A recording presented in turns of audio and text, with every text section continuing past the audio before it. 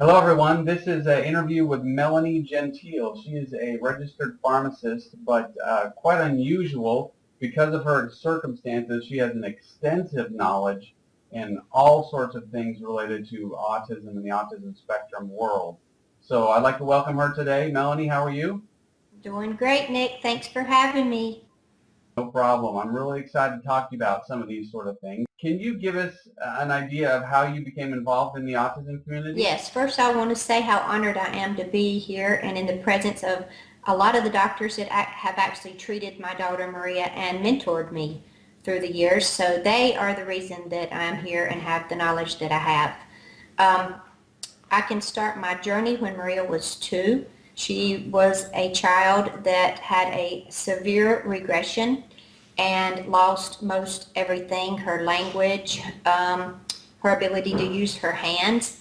That is when our journey began. I quickly realized there was not a lot of people in mainstream medicine that were going to help us. So I ventured out and actually ventured all the way to California.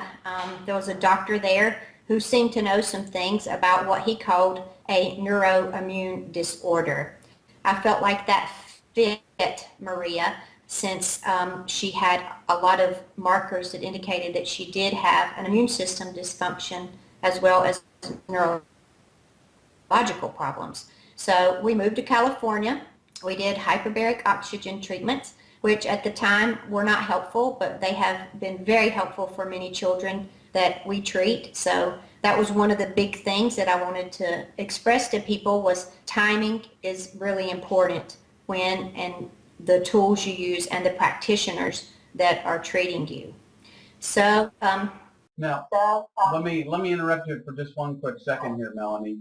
Um, your daughter, she wasn't really diagnosed with autism, is that correct? that is, well, at the time she was.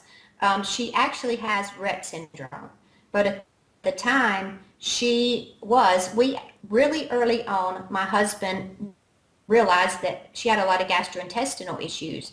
So we immediately at 2 years old took her off of gluten and dairy, and he used the specific carbohydrate diet. And so I really feel like we prevented a lot of the problems that a lot of children with Rett syndrome have. And this was 17 years ago, so they didn't know what they knew then, and they would say, oh, she's not serious enough to be a child with Rett syndrome because she was still walking alone. She was physically doing pretty good. So they sort of did not diagnose her with Rett at that time. So yes, I thought she had autism, which was great because there was some, knowledge in autism and some integrative approaches to take for her. Now, Rett syndrome, if we take the autism spectrum as it is, a spectrum, progression of diseases becoming a little more, or symptoms that become a little more advanced. Right. Rett is really at the very far end. Is that correct? Rett syndrome is, I would say, probably at the worst end of the spectrum, yes. Most children with Rett syndrome, it's a degenerative condition generally, physically as well as neurologically. But what I've learned with Maria specifically, and I feel probably holds true with most Rett's girls, is it's the same disease process. It is just that they have a defect in a gene called the MECP2, which is at the level of the DNA. Most of our children with autism have genetic problems more at the level of the protein, like MTHFR, COMT, CBS genetic defects, which prevent them from being able to detoxify. But the MECP2 is at the level of the DNA, so it makes the symptoms so much worse in a lot of cases because their ability to detox is a whole lot worse. Now, tell me a little bit about these genetic SNPs. So these have been tossed around in the world for quite some time now. MTHFR, which is methyl tetrahydride reductase, I believe. COMT. How do these really fit, and what do they mean to the average person out there who may have a child with autism or on the spectrum? Well, we can utilize the information to know what supplementation to use. And I think that's the great thing. There's a test that I talk about, and at the end I'm going to summarize, and actually I should have it all on available for people when they see this webcast. But the information tells us what supplements to use to supplement for the various problems. So it's not like if you have that genetic problem, there's nothing that can be done about it. It just needs supplementation. So that is the really good part about that. I'm hoping some of the other practitioners can get into more specifics about that. I'm probably not the expert for sure. Amy Yasko's the expert, and I think she has a new book, a parent just told me about the other day, that's supposed to be a simplified version. But it's a great test to have. It's one of the tests I recommend so that the practitioners you use can support those pathways, and that will help with all the other treatments that we use if we can get the genetic pathways open and supported. Now, you've also seen a lot of patients as well. I know that Yes. you work in a neurology clinic and you see a lot of kids along the spectrum. Have you seen results by supplementing to adjust these genetic SNPs? Well, that's just a piece of it. Most of the results we've seen have been, well, the MTHFR is an important gene. We have seen some interesting things, even with Maria back in my journey, when she was, I guess, she had never slept well at night, and she was sort of yellow, her skin color. Well, I thought she was just sort of dark-skinned. Her dad's Italian, and hey, you know, she's sort of got olive kind of skin. Never thought anything about her liver function. Well, then I had started looking into methylation support, and a parent friend of mine said, oh, my child didn't sleep either. And we took them to this Dr. Alan Vinitsky up in Virginia, and he put my child on this very specific form of hydroxycobalamin with folic acid. Well, we had done all kinds of B12 in the form of methylcobalamin, but it never really helped Maria. Like, I know Dr. Newbrander's had phenomenal results with a lot of the kids. I mean, some miraculous stories that I've heard have been just from using his shots or other methylation treatments. But with Maria, maybe because of her genetic makeup, it wasn't the tool for her. So we drove to Virginia in a snowstorm because I didn't think I could take another sleepless night. We put her on the hydroxycobalamin and folic acid, and literally, probably within weeks, her skin color changed to normal, and she started sleeping a whole lot better. So that really was one of our very first miracles, was the hydroxycobalamin folic acid. And I still use some, and so does Amy Yasko. She uses it and talks about it in her book. Work for one parent or one child may not work for another. And so it's so difficult because we spend money going over here because this treatment's supposed to be so wonderful, but it doesn't work for us and we have to go somewhere else. So this is partially the whole reason for this summit, is to bring together, you know, a gathering of all the therapies that are out there and what have worked for others and what have worked for some that for others. Tell me a little more about some of the symptoms that you've had to deal with your daughter that have been challenging. Well, let's go back to what you were just saying before about all the different therapies, and they do work for some children and not others. And that is back to what I really want to get across to parents, is there's a lot of great tools out there. But if you don't have the right practitioner with the right knowledge, or, you know, one of the, Dr. Rob Abel, one of the first doctors we saw in California, he and Dr. Dietrich Klinghardt, who are both just phenomenal people and phenomenal practitioners, they both use a form of kinesiology to help determine which supplements to use. They both have helped us along that journey greatly. At Dr. Corbier's office, he's a neurologist, so we use more tools like labs. We focus heavily on like the 23andMe, stool testing. We do a NutriVal. So he focuses very heavily on the labs so we can at least narrow it down. And I have been able, and on my summary and my chart that I have made for people to print, I have actually put the names and the brands of the supplements, because I think that is critical. And most of those I have gotten from either Dr. Klinghardt or Dr. Amy Dirksen, because they've tested so many, and I call them clean. So at least I don't have any backlash from them like I might from others. But we do use, say for example, a patient needs something for methylation, and we put them on something called MethylGuard, which is on my list. It is a methylcobalamin and a folic acid in activated form supplement. Well, if we don't have their other pathways opened, sometimes they can have a bad reaction. Usually it's an aggravation of pre-existing symptoms. So we have to back off the dose. So basically what we do is start them at a half capsule to start.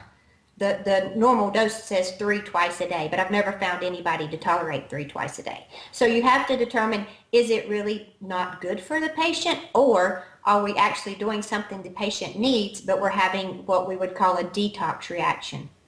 So those things, you need a great practitioner to guide you. So tell me about detox reactions now that you bring them up. We can also call them a Herxheimer reaction. They'll have all kinds of different names. Give me what exactly is happening. What I see is it is getting to the source of the patient's problem, but like I say, there's some other pathways, like maybe their liver function's not correct, so you need to support their liver function more. We've really backed up at Dr. Corbier's office back to the gut. It always goes back to the gut. If we don't have the gut pretty cleaned up and pretty stable, it's very difficult to detox, because then the toxins just get recirculated through the leaks or pores in the mucus. The mucosal lining of the gut actually becomes leaky. The cells sort of separate and the toxins go back into the body.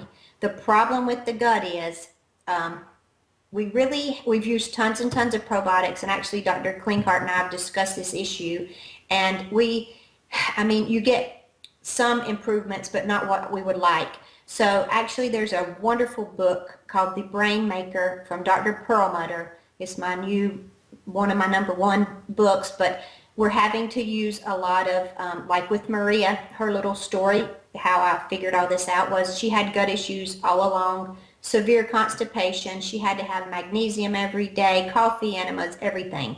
Well, I decided I would take her to a main hospital here in North Carolina, see if we could get them to do a fecal transplant. Because a lot of our children, she had been on every probiotic in the probiotic book. So we took her there, and luckily she wasn't but 17. So they said, well, we can't treat her. It was this wonderful older gastroenterologist, just the cutest thing. But he said, here, I'll give you the protocol. You're a pharmacist, have at it. So we brought the fecal transplant protocol home, and we started doing fecal transplants at home, which are not a whole lot of fun. But it didn't really help her much, so we were like, we were so stressed out, because I just knew this was going to be a great tool.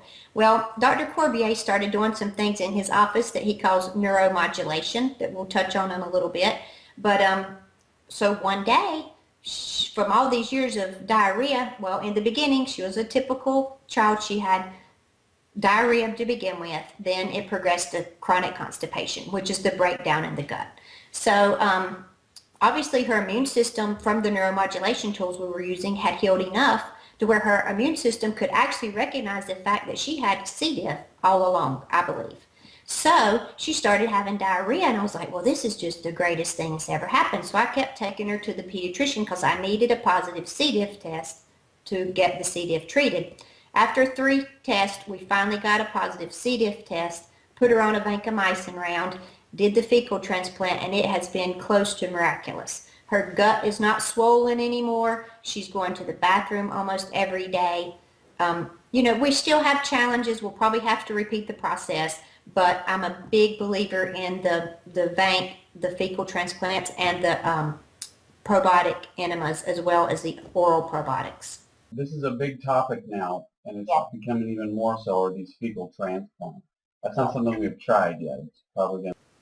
Oh, it's so much fun, Nick. You need to have at it at home. Pictures of I have to have pictures of a blender being used for alternative purposes. So it's going to happen. I'm just not sure when. So it didn't initially work. It was, in this case, you had to use an antibiotic before you could do the fecal implant, and then the healing was miraculous. Right. Yeah, this is really interesting. It so is. Tell us some more. Tell us some more about the symptoms that you've dealt with your daughter, and we'll come back to that fecal transplant a little later. Okay. We'll put that off until later. Okay, let's see. The Klinghardt story, let's tell you that one. That's a good story. She was 35 to 40 pounds at 7 years old. So I took her to a doctor in South Carolina who did something called neural therapy, which is injecting procaine into the ganglia. So, my dad, who's also a pharmacist, and he was sort of out on this whole neuroimmune disorder thing, but he took me everywhere. So he started driving me down there to see him. Well, he started injecting her celiac ganglia with neural therapy. Within months, the child started growing and was almost a normal size. It was like, holy smokes, what did you do? So I took her down there and I said, please, you've got to do this to her brain. If you can get her all straightened out, this is just the greatest thing that's ever happened. He said, oh, no, I'm not touching her brain. And I said, what do you mean? And he said, oh, no. And I said, well, who does? And he said, oh, Dr. Klinghardt, but he doesn't take new patients. And I said, oh, really? What's his phone number? So he gave me Dr. Klinghardt's phone number. And so I called, of course, being a parent like we are, and I said, hey, this is my situation. Just so happened that the gatekeeper, who was a really tough gatekeeper at the time, he said, oh, we have a cancellation for in 2 weeks. And I'm like, oh, well, we'll be there. So that's how I started seeing Dr. Klinghardt, and we started going there, and he does do a lot of the neurotherapy on her brain. It didn't work as miraculously as the neurotherapy did on her celiac ganglia, but I still think it's a really great tool, and it introduced me to him, and he has really been gracious to share a lot of his knowledge with me. So that was sort of one thing, was she was too small. She wouldn't gain weight. We have a lot of children we see like that, and I do think neurotherapy was a really great tool for her.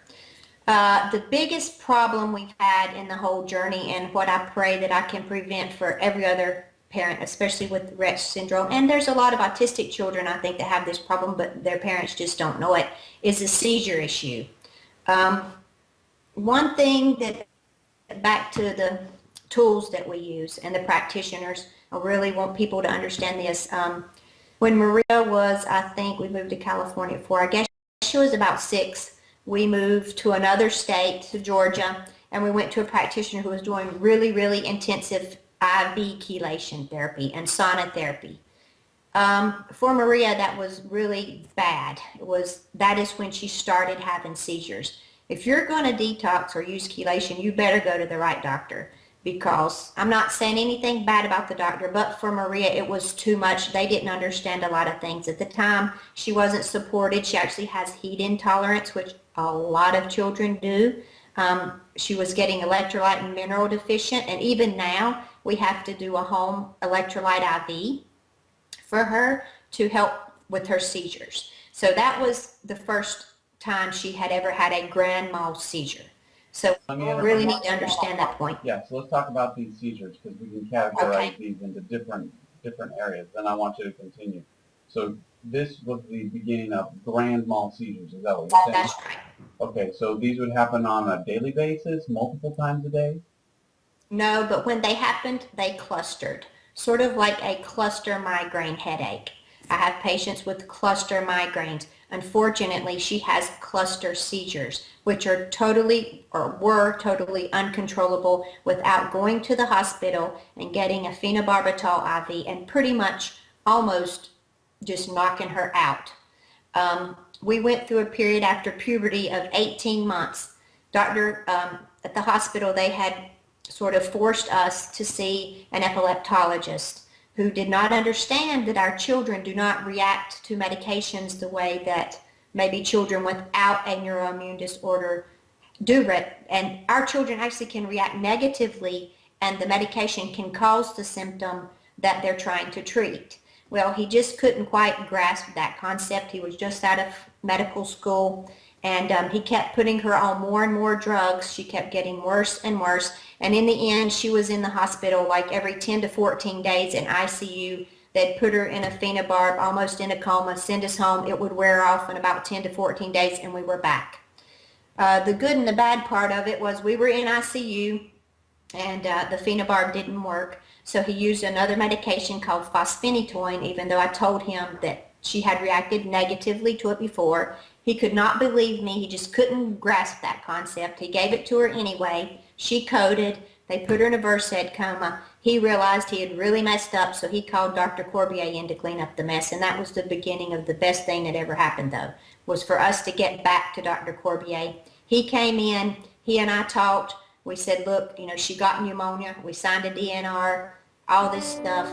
I said, I think she's got a viral component to this. When her immune system tanks, she gets viruses. He felt like he could support that with the EEG, and he gave her an antiviral called Zovirax. This was about 7 days into she was still in a coma, and the medication should have worn off in like a day, and 7 days later she was still in a coma. He gave her the IV Zovirax, and she woke up the next day and acted like nothing had ever happened to her. So this brings up another issue. Our kids have a lot of chronic, not just C. diff, but underlying organism problems. And if you don't have a practitioner to address those, and they're very difficult to address until you get some of the other issues worked out. So he started taking her off of her medications pretty much immediately, not all of them. Seizure medications have saved her life. Don't get me wrong here. I am not anti-seizure medications. They just have to be used appropriately. She's still on 3 seizure medications. They're perfect for her. So he was weaning her off of those. And he also said, look, we're going to have to do the ketogenic diet. And that was probably saved her life at that point in time. Now, let's go back to the seizures. Now, a lot of other children with autism have these sort of seizures. They're not necessarily grand mal seizures, That's right. correct? That's right. So tell me, what kind of seizures are most kids on the spectrum experiencing, and how can a parent recognize them? This is a very difficult part. Very difficult. I think most of the children that I call non-responders have abnormal activity in their brain, but you never see it. Most of Maria's were in her sleep. Sometimes sleep disruption is a really great indicator that they have an abnormal EEG. Doctors are very hesitant to say, oh, your child has a seizure disorder. But I had a patient just the other week, a 3.5-year-old newly diagnosed with Rhett syndrome. She was having abnormal discharges 70% of the time when she was asleep.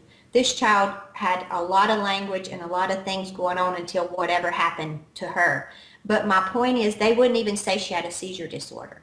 When Maria, after the ketogenic diet, which worked really great for a long time, and we'll talk about modified ketogenic and other things in a summary, but the thing that ended up now that has really helped her is something called a vagal nerve stimulator with an auto-stim feature. The vagal nerve stimulator has been around for a long time. I knew about it. I didn't want it because you had to swipe a magnet when you saw a seizure to abort the seizure. Well, most of her seizures you didn't ever see and were in her sleep. So she got the very first one with the auto-stim feature at a very big hospital here in the area, because once I heard about that, I thought, oh my gosh, that is fantastic. Well, it collects data, and you can download the data from the device. We downloaded her data last week, and she's having like 70 episodes a day.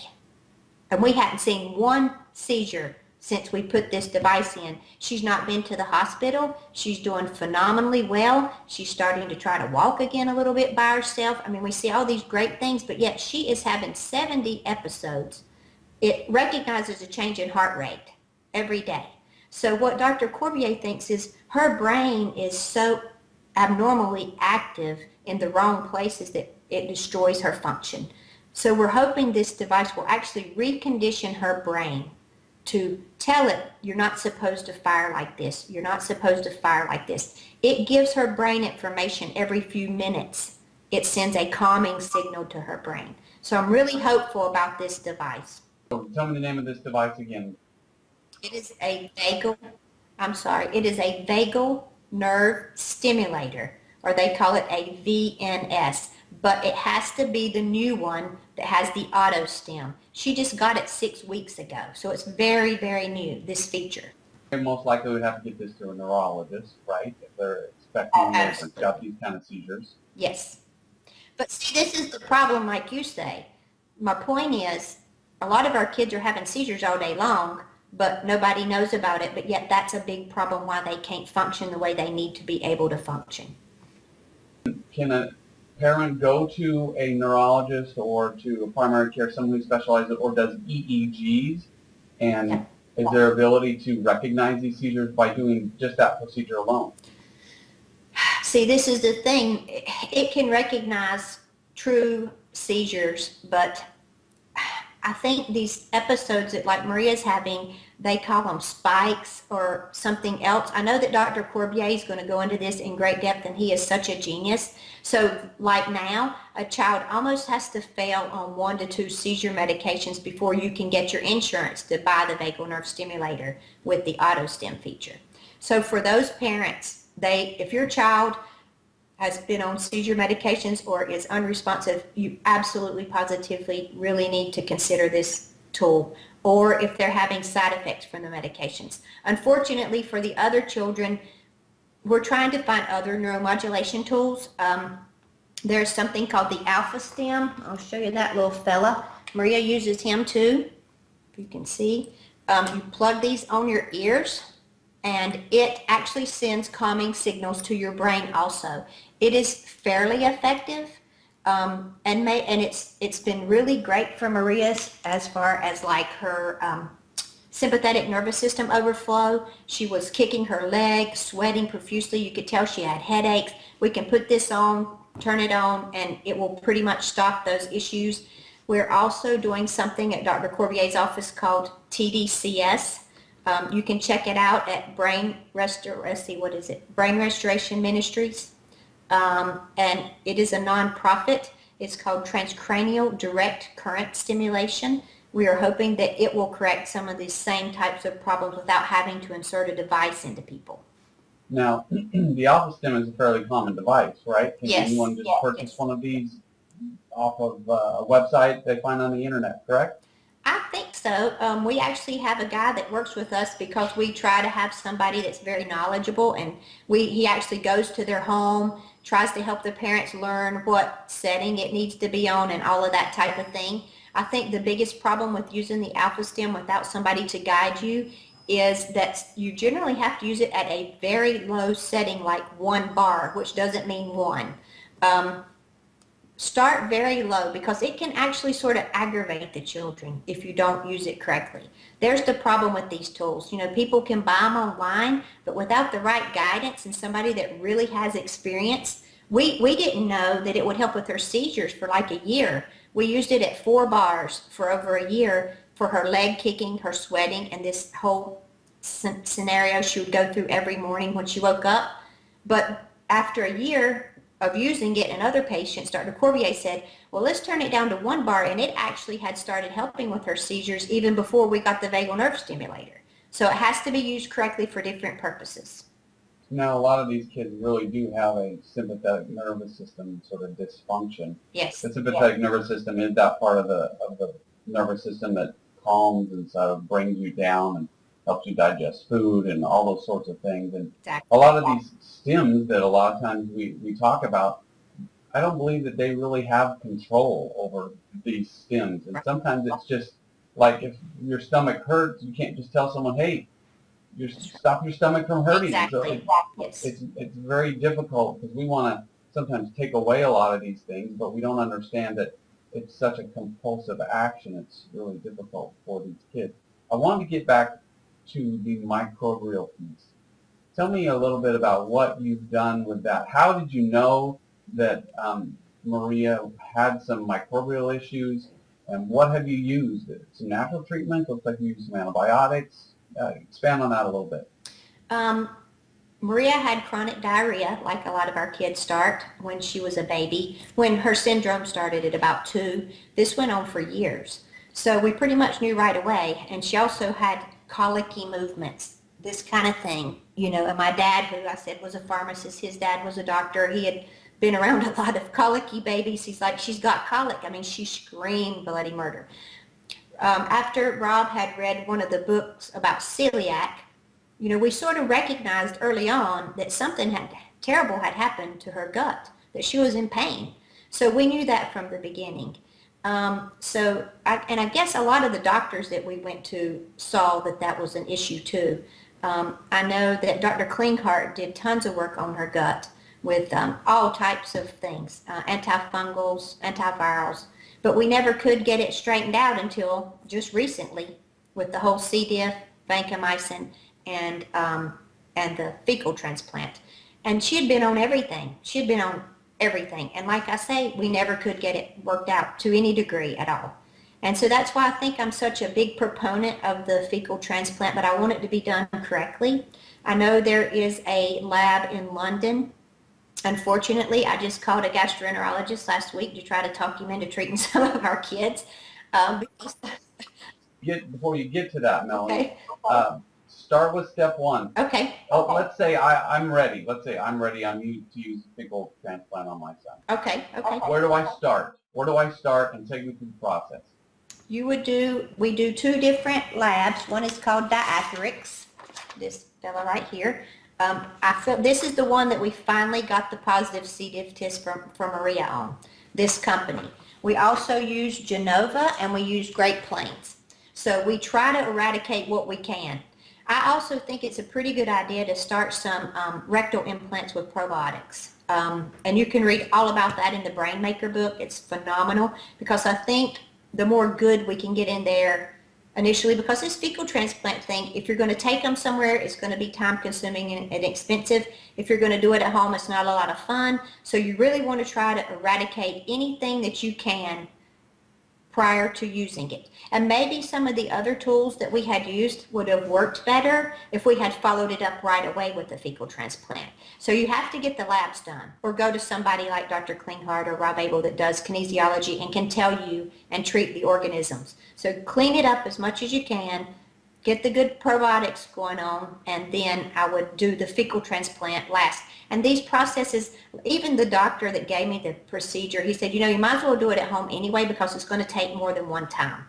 And when you're doing it at home, I think we're going to probably have to retreat Maria with maybe some other type. There's also natural things that you can do for the dysbiosis, like berberine is a really good broad spectrum natural product. I use the one from Biotics Research. I think I have that in my summary. There's natural things as well as medications, but you do need to eradicate all the organisms you can to make room for the good bacteria to grow back. Okay, so for step one of the fecal transplant, we're going to use some antimicrobials That's right. to sort of kill off some of the bad things that we've got going on there. And preferably work with somebody who's knowledgeable enough, whether we're going to use labs or kinesiology, to find out what antimicrobials we're going to want to use. Right. At Dr. Corbier's, that's one of the first things we do. Huh? Being like a clean slate. Exactly. We look at all the kids' stool immediately if we can get the parents to do it. Now there's actually, I think the diatherix is a buccal swab, and it might be why it's a little more effective in finding things. They look at byproducts from the organisms instead of the organisms themselves. So we do two tests for that initially at Dr. Corbier's, because we want to make sure that, because it's so hard to find these things, whatever reason. They're there, we know they're there, but 90% of the time it's hard to find them until the body's immune system starts recognizing them, like Maria's, but I think she had C. diff all along. I think most of our kids do. But you can't get a doctor or the insurance to pay for a round of vancomycin if you don't have a positive C. diff test. And the doctors in mainstream with the fecal transplants will not treat the child unless they have a positive C. diff that was resistant to one round of antibiotics. So that's our problem, is we can't get any gastroenterologist to do, because it's not FDA approved for anything but a positive C. diff test. So step number one, we want to identify what sort of microbes we've got in the bowels that are unfriendly. And then two, we want to clean it up with some antimicrobials. So number three, let's say we've done all of that, and now we get to the good stuff, right? Yep, you get the good stuff. You you have to get a fecal transplant protocol to do at home. And there are some doctors that are doing that will actually do a phone consultation and tell you how to do it at home. So that would be the next thing. And I don't know if I'm at liberty to say who that is or not. So I probably should not say that, but you could probably find out. But yes, you can call them on the phone and do a consultation, and they can give you the fecal protocol to do at home. Okay, so we maybe want to do an internet search for something like this. Maybe we can find, typically we have a gastroenterologist who will give us the exacts of what we can do, correct? Yeah, and it's, it's not that bad. It's just, a little stinky. Maybe if you got a little candle that smelled good in there. That's what I thought about doing next time. I thought we need a nice smelling candle, but it's really not a big deal. Maria is so accustomed, because we've done coffee enemas on her all her life, that it's never been a problem. We continue to do probiotic implants. She doesn't seem to mind. I had a patient's dad call me the other day, and I was asking him how his probiotic implants were going with his little boy. He said, "Oh, great, he loves them. He says it's bubbly." So you never know. They might actually like the implants. So someone may be thinking out there, well, how's this exactly done? So you use, I imagine it's similar to an enema, correct? You've got your mixture that you've sort of already made up. Yep. And it goes into sort of an enema bag in with some water or salt or saline. I think you got it. You just push it up there, right? Pretty much, yep. They have to hold it up there because, they're going to want to get rid of that pretty quickly. Well, you really need to clean them out first before you do the implant, because you do want them to hold it as long as possible. And actually, Maria's done very well with that part. I don't know why, but she's pretty much held them for a long time. So the longer, the better, of course. The higher up you can do. How long? How long are we thinking exactly? I think at least 30 minutes, if they can.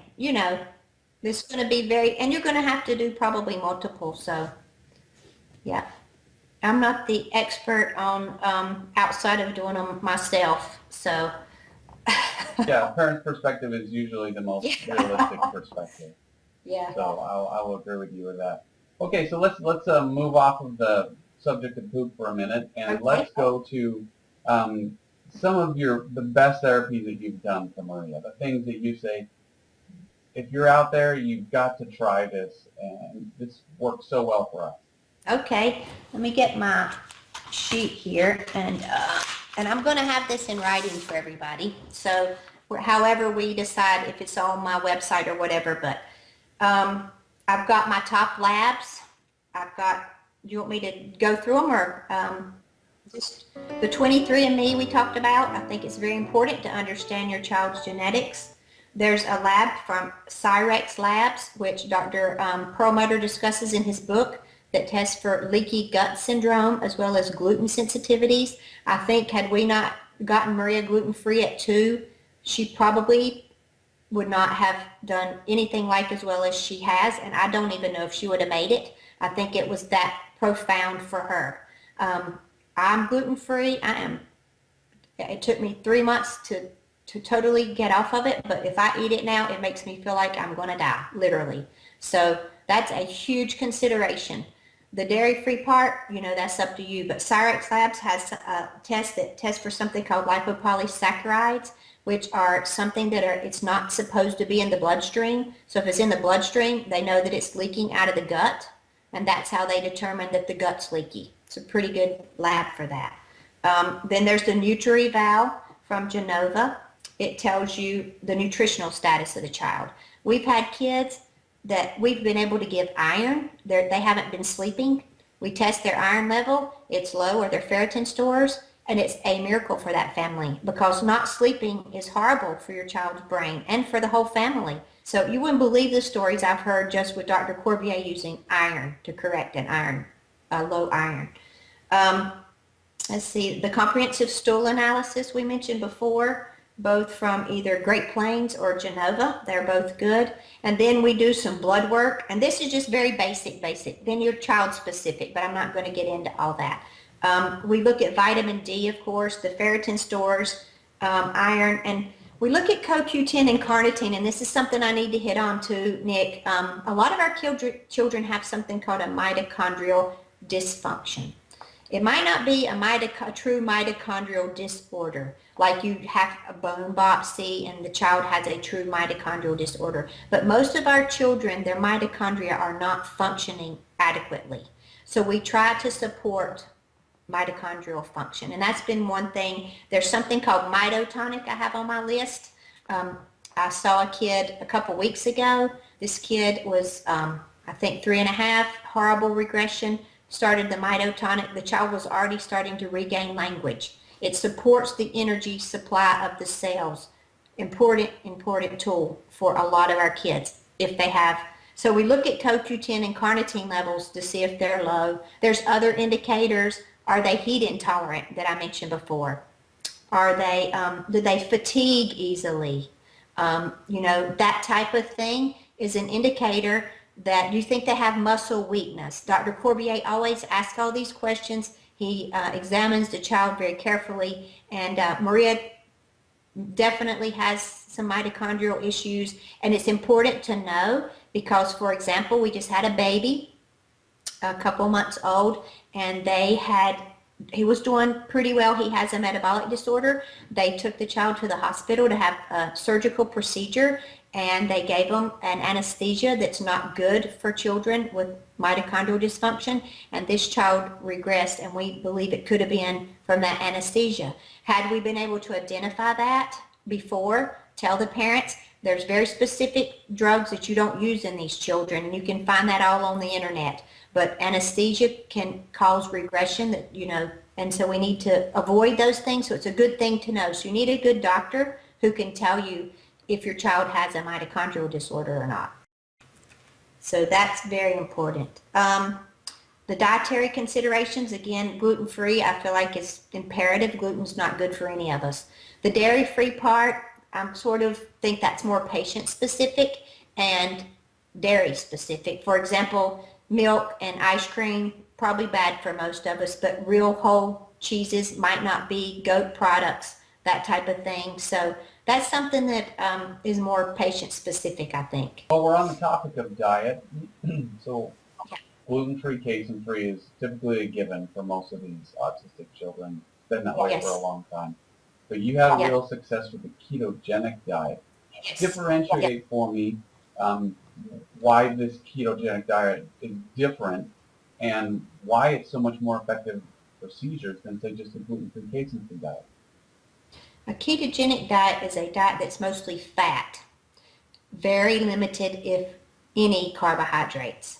You have to go to a hospital and have it done and be supervised with a nutritionist. But if you go to charliefoundation.org, there's a lot of really great variations of the ketogenic diet, like a modified Atkins diet or a modified ketogenic diet that most of our children need. Why it works for seizures, they're not for sure, but Dr. Corbier believes that our brain functions much better on using fat as its primary energy source and not carbohydrates and sugars. So it may have like a calming effect. It definitely has a nourishing effect in the brain. So most of our children need, I feel like, more fats, less carbs and sugars, gluten-free, dairy-free, clean diet. And it really does make a huge difference in some of our kids. But yes, the ketogenic diet probably saved Maria's life. And if you have a child that is critical, she was critical,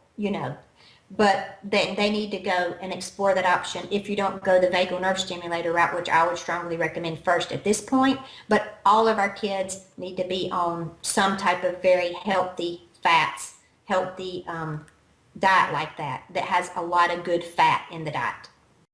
Very good. That's great. Okay, it's a wonderful website. Go back to your list and give me your other tops. Okay, here's my other tops. Support gut motility. They gotta poop every day, at least once. Whatever you gotta do to get them pooping every day, you gotta get them pooping every day. If they're not going to the bathroom, they're reabsorbing toxins from their colon. I use a lot of magnesium. I use mag citrate from Claire Labs a lot. I've used some aloe. Nature's Way makes a great aloe liquid. Sometimes the capsules are good and sometimes they're not, depending on the child, the aloe capsules. So there's liquid aloe from Pure. Liquid mag citrate from Pure, I think it's Pure Encapsulations. But I've got all those on my list. So that's our number one thing we ask almost first off. Are they going to the bathroom every day? The fat in their diet will actually help with that too. So if you cut out some of this processed foods and sugars and carbs and put more fat in there, that helps too. Then to support digestion, there's a great product from a company called Nutrimetrics. It's an isotonics product. It's called Digestive Enzymes. It's the best digestive enzyme I've ever used. And we also use peppermint oil. I use peppermint oil a lot in kids for their digestion. And then we've got to get the gut flora right. We discussed that before. We got to find out what's bad. Then we've got to use some good probiotics. My favorite come from Claire Labs. In the Brain Maker book, he mentions some very specific strains that need to be in there. And I found one from Claire Labs called Lacto Prime that has all the strains that Dr. Perlmutter mentions. I rotate that a lot with the Therabiotic Complete from Claire Labs. And then if the child, for some reason, a lot of our kids have no lactobacillus showing up in their stool test, none. So I will use a Lactobacillus acidophilus, can't remember who makes that, Protocol Balance for Life, I think. But I use that specific one in the enemas with one of those and one of the either Lactoprime or Therabiotic Complete in the implants. And he has that whole protocol in that book about the enema implant protocol in the Brain Maker book. We like to support a healthy immune process. I use two things. I use OPC3 again from Nutrimetrics, and I use something called Curcumin Plus from True Botanica. Then we got to make sure their electrolytes are balanced and they have enough. Especially the kids with seizures. Sometimes you can use, there would be times Maria would be seizing and we could give her an electrolyte IV and calm things down. So there's a big component here with this mitochondrial dysfunction and electrolytes and minerals. I use the Body Bio Elite concentration, and then I like Minerals of Life minerals from the World Health Mall, and I'll have all this printed out. Another thing, Melanie. You mentioned earlier, as we're talking about electrolytes and stopping seizures, and you had mentioned earlier in the interview that you had done some chelation therapy, and this was a really bad thing. Can you explain why that might be? Because we often think, well, you know, maybe these kids have mercury, maybe they have other heavy metals. It's clear that many of them do. Yes. And so when is chelation appropriate? When is it not? Can you give us some ins and outs of that? Well, I think you have to go back to supporting their genetics first. And I think chelation therapy can be good.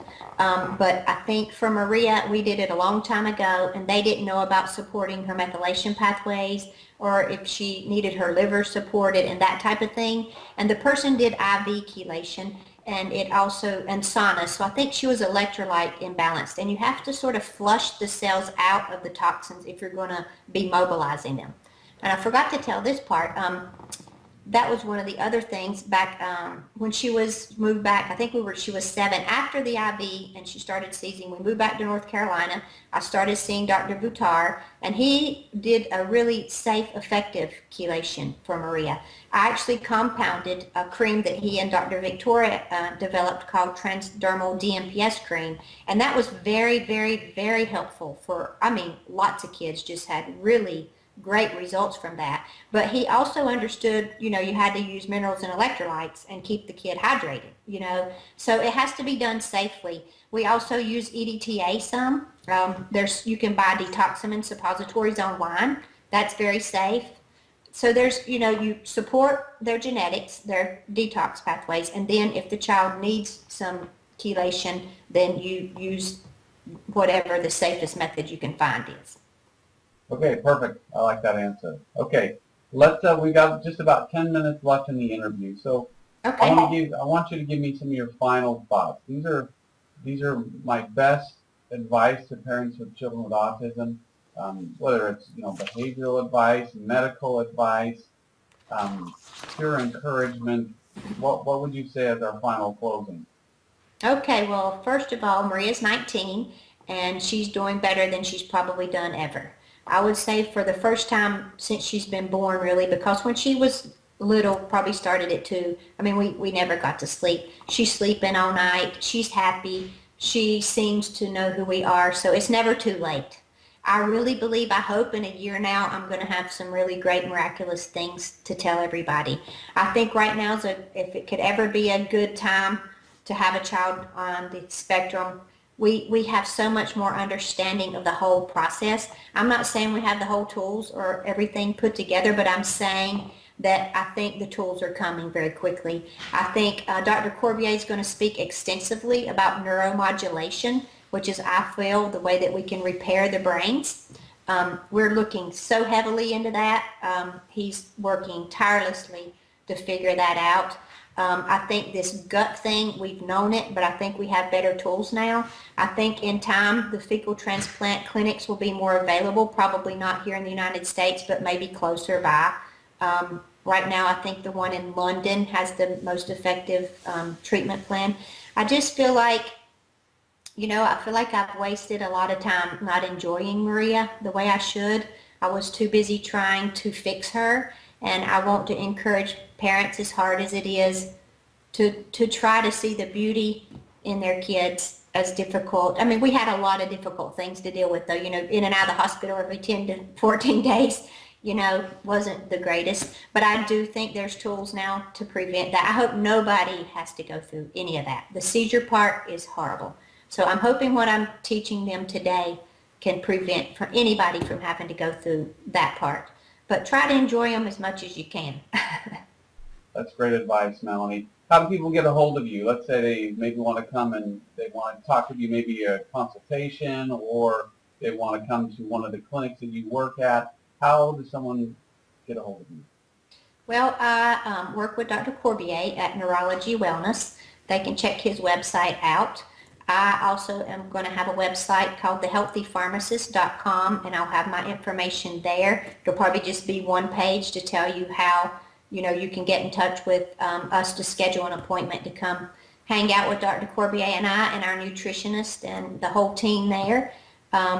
We try to really do a good job and see the parents through the whole process and not just see them and say goodbye, because it just doesn't work that way. This is a process. That's another big point for parents. This is a process, and it's a long process. So, we're in there with them for the long haul, for the journey. Melanie Gentile, thank you so much, Melanie, for coming on, and we'll look forward to talking with you again sometime in the future. Thanks again. Thank you, Nick. Thanks for having me. Thanks for doing this for us.